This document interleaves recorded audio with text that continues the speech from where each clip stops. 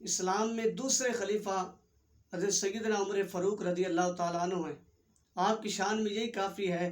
کہ سب صحابہ مرید رسول ہیں اور آپ مراد رسول ہیں۔ میرے نبی علیہ الصلوۃ والسلام نے دعا فرمائی، یا اللہ ابو جہل بن ہشام یا عمر فاروق کے ذریعے اسلام کو غلبہ عطا فرما۔ میرے آقا علیہ الصلوۃ والسلام کی دعا حضرت سیدنا فاروق اعظم رضی اللہ تعالیٰ عنہ آپ کے حق میں قبول ہوئی، اور اللہ تعالیٰ نے آپ کو اتنی ہمت اور اتنی جرأت عطا فرمائی تھی۔ ہجرت کے وقت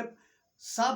جو کفار تھے وہ حرم کعبہ میں موجود تھے۔ حضرت فاروق اعظم جاتے ہیں، کعبے کا طواف کرتے ہیں، اس کے بعد مقام ابراہیم پر نفل پڑھتے ہیں، اور پھر سب کافروں کے پاس جاتے ہیں اور انہیں کہتے ہیں کہ جس شخص کی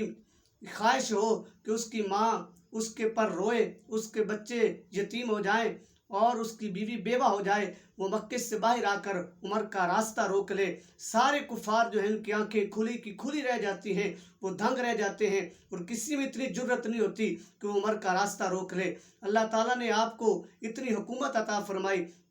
22 لاکھ مربع میل پر آپ کی حکومت ہے، اور بعض نے 26 لاکھ مربع میل تک کہا، اور بعض نے 30 لاکھ مربع میل تک کہا۔ اتنی لمبی حکومت ہونے کے باوجود یہ فرماتے ہیں کہ اگر نہر فرات کے کنارے ایک کتے کا بچہ بھی بھوکا مر گیا یا بکری کا بچہ بھی بھوکا مر گیا تو فاروق اعظم کو قیامت کے دن اس کا جواب دینا پڑے گا، اس کے بارے میں سوال کیا جائے گا۔ اور اللہ تعالیٰ نے آپ کو اتنی شان عطا فرمائی، اتنا مقام عطا فرمایا کہ اللہ تعالیٰ کے جو فرشتے ہیں وہ بھی فاروق اعظم کا احترام کرتے ہیں، اور زمین پر جب فاروق اعظم چلتے ہیں تو شیطان آپ کو دیکھ کر راستہ چینج کر لیتا ہے، راستہ بدل لیتا ہے، ڈر کر بھاگ جاتا ہے۔ اور یہاں تک کہ آپ کے اندر خوف الہی اتنا موجود ہے کہ جب قرآن پاک کی تلاوت کی جاتی ہے، عذاب الہی کے بارے میں آیات آتی ہیں، تو آپ خوف الہی میں